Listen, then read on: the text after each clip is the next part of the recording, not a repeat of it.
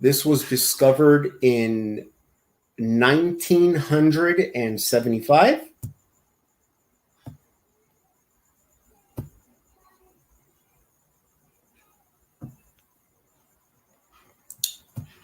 Homo Manus. This is what existed before Homo sapiens. Archaeologists say that this species, Homo Manus, was a rather stupid species. Their brains were smaller than humans today. Wow. So much pain. Yeah. This species, they think that if this species existed today, it would be considered retarded. For as dumb as this species was, it was able to survive rather well. They could tell, like by the bones and stuff, that this species of hominid or whatever could walk for miles and miles and miles for long distances to forage for food and escape danger. That's how it survived for so long. Homo Manus.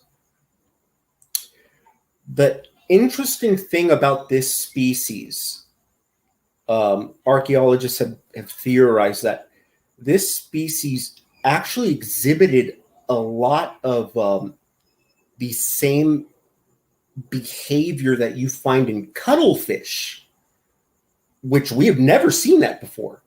Okay. Usually, like with all life, it's always, survival of the fittest. The bigger, stronger males will mate with all the females and, and then procreate and all that stuff, right? They found evidence with Homo Manus that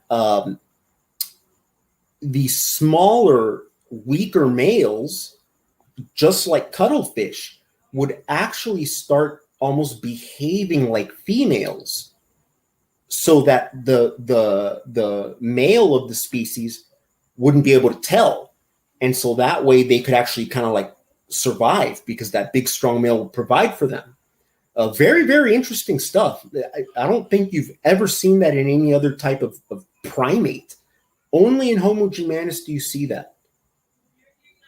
They think that could have been partly what caused their extinction, because as more and more of the weak, fragile males would start to kind of like imitate the females, well, they would push out the females. So all that was left was the weakly feminine males. And when the male cuttlefish mates with them, well, obviously you're not going to be getting any, you're not going to be getting any babies out of this. They think that could have been partly what caused their extinction. There's no evidence that they had conquered fire. Wow, look at that. It's amazing. It's what we came from.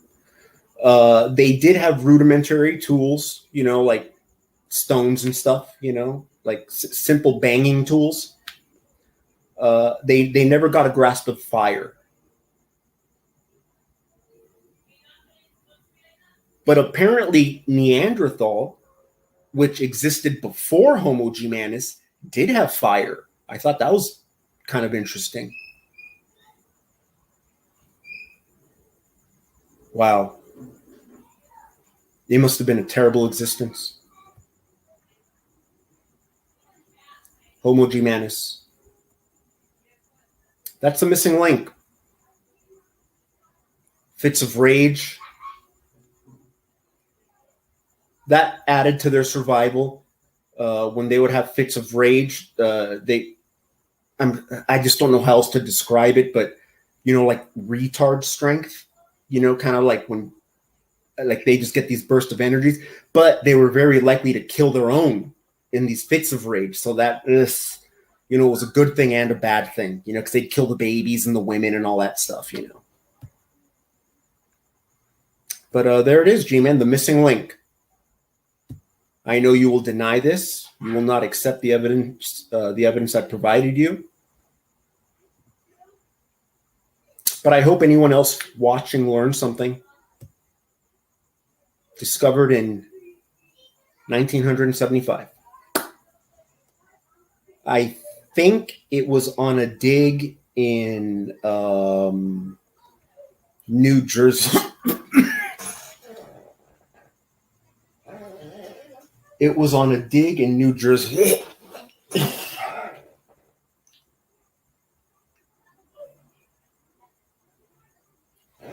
It was on a dig in someplace near New York. Okay, bye. So here's a few examples of what humans will look like in the future, G-Man. Now, these are scientific pictures of humans billions of years in the future, as we know that humans will be. And I recommend, that's a Shanny, scientific term, Shanny Dornish. And as you see these little things here, we call them Garys. And so we have a gigantic female hominid that then gets infested with male hominids. As you see the little black things that kind of stick onto them. Thank you so very much for the sticker, baby.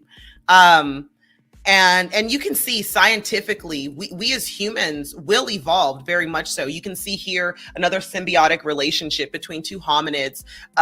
We have the tundra man and non-tundra man, scientific terms, as a matter of fact.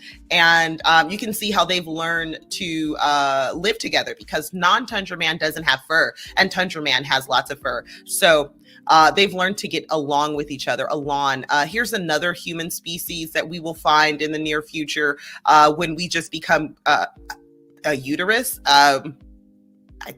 Is that a... Okay, so in the future, humans become humanoid uteruses. Very scientific, very, very scientific. As you see, we've got all the different species of hominids. And I think, G-Man, again, if you had faith in God, you would accept the fact that he has a greater design for who we are as Homo sapiens and what we will be in the future. We do not know what God's purpose is for us. And yes, that was a Shanny. I know some of you guys don't understand. This is a Brett Keane. It's a scientific term. It's called a Brett Keane. In the future, we will see tons of humans who will adapt to living in the world of the water, like manatees. And I'm really excited. I'm really happy for you guys that you're able to be a part of this very